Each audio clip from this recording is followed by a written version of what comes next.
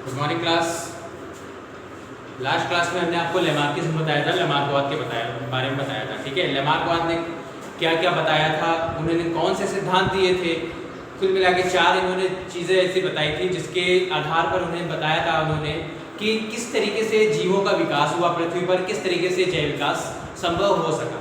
ठीक है, तो उसमें बहुत सारे प्रमाण उन्होंने प्रस्तुत किए थे। ठीक है, और उसमें इन्होंने बताया था कि अंगों का उपयोग या अधिक उपयोग किस तरीके से था, अगर उपयोग होता रहा तो वो बढ़ते चले गए नई पीढ़ी में, और नहीं हुआ तो वो क्या हो गए, समाप्त हो गए धीरे धीरे। ठीक है, वातावरण का सीधा प्रभाव बताया था उन्होंने। ठीक है, इसमें कि किस तरीके से वातावरण का सीधा प्रभाव किसी भी जीव जाति पर पड़ता है। ठीक है, और इसका समर्थन करने के लिए बहुत सारे वैज्ञानिक आए, जैसे पैलो, सिमरन, ये सारे वैज्ञानिक जो थे वो आए थे और इन्होंने ये बताया था कि जो जैव विकास के संबंध में लेमार्कवाद का सिद्धांत है वो पूर्णतः सत्य है। ठीक है, लेकिन बाद में एक साइंटिस्ट और आए, वीजमान, जिन्होंने जनन द्रव्य की निरंतरता का सिद्धांत दिया था। ठीक है, और उन्होंने कहा कि नहीं, लेमार्कवाद ने जो भी सिद्धांत प्रस्तुत किया है वो पूर्ण रूप से सही नहीं है। ठीक है, कुछ ना कुछ खामियां हैं। ठीक है, उन्होंने अपने इस सिद्धांत को, जनन द्रव्य की निरंतरता का सिद्धांत के बारे में इन्होंने बताया था और कहा था कि लेमार्कवाद का जो सिद्धांत है पूर्ण रूप से सही नहीं है। ठीक है, तो ये हमारा लास्ट का टॉपिक था। अब हम जो टॉपिक कराने जा रहे हैं वो है डार्विनवाद। ठीक है, हमारा जो नेक्स्ट टॉपिक है वो क्या है, डार्विनवाद या डार्विनिज्म। डार्विन, ठीक है। अब डार्विनिज्म क्या होता है? जैव विकास के संबंध में हमने आपको बताया था कि लेमार्क, डार्विन, वेलेस, बहुत सारे ऐसे वैज्ञानिक आए, ह्यूगो डी व्रीज आए थे। ठीक है, जिन्होंने अपने अपने मत दिए, अपने अपने सिद्धांत प्रस्तुत किए और बताया कि जैव विकास में जीवों का विकास किस प्रकार संभव हो सका पृथ्वी पर। ठीक है, तो डार्विनवाद में जो है उनमें 2 मुख्य साइंटिस्ट आए थे। ठीक है, एक रसेल थे, ठीक, और दूसरे डार्विन।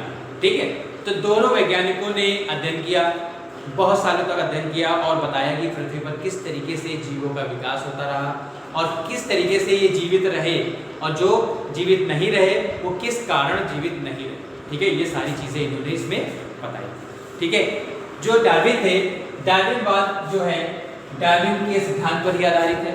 ठीक है, और इन्होंने लगभग कई सालों तक, बहुत सारे सालों तक, मीन्स 10-15 सालों तक एक जहाज था। ठीक है, विश्व सर्वेक्षण जहाज जिसे कहा जाता है, नाम क्या था, HMS। ठीक है, HMS एक जहाज का नाम, बीगल। ठीक है, बीगल नामक जो जहाज था HMS, ठीक है, जो इन्होंने बहुत सारे महाद्वीपों पे जाकर उन्होंने भ्रमण किया और सारी जितनी भी जाति थी जीव की, चाहे वो प्लांट की जाति हो, सभी का उन्होंने अध्ययन किया और अपना मत प्रस्तुत किया। ठीक है, इन्होंने 1809 से 1892 तक, ठीक है, 1809 से 1882 तक, ठीक है, 1809 से 1882 तक इन्होंने क्या किया, अध्ययन किया था और पूरा जैव विकास के संबंध में अपना जो भी मत था वो मत इन्होंने प्रस्तुत किया था। ठीक है, और इसके बारे में उन्होंने बताया था कि किस तरीके से जीव पृथ्वी पर आए, किस तरीके से उन्होंने अपना जो अनुकूलन था वो व्यवस्थित किया और किस तरीके से उनका नाश होता चला गया। ठीक है, ये सारी चीज़ें इन्होंने बताई थी। ठीक है, इन्होंने क्या किया था, इन्होंने कुछ सिद्धांत इन्होंने भी प्रस्तुत किए थे। ठीक है, जो वेलेस का चार्ट था उसकी सहायता से डार्विन की व्याख्या आराम से या आसानी से की जा सकती है। ठीक है, जो वेलेस का चार्ट था, वेलेस के चार्ट में इन्होंने वही बताया था। वेलेस के चार्ट में क्या था, जीवन की, वेलेस के चार्ट में ये था कि जीवों में निरंतर संतानोत्पत्ति करने की क्षमता पाई जाती है। ठीक है, मीन्स जब से मनुष्य पैदा होता है, जब वो मैच्योर हो जाता है, उसके बाद से वो संतान की उत्पत्ति कर सकता है और निरंतर वो पैदा कर सकता है संतान को। ठीक है, तो वो क्या उन्होंने बताया कि इसमें निरंतर जीवन संघर्ष भी रहता है। ठीक है, अगर कोई भी जीव है, ठीक है, कोई भी जीव है और उसको अगर जीवित रहना है तो पृथ्वी पर अगर वो आया है तो वो निरंतर उसका जीवन संघर्ष चलता ही रहेगा, शुरुआत से लेकर मृत्यु तक।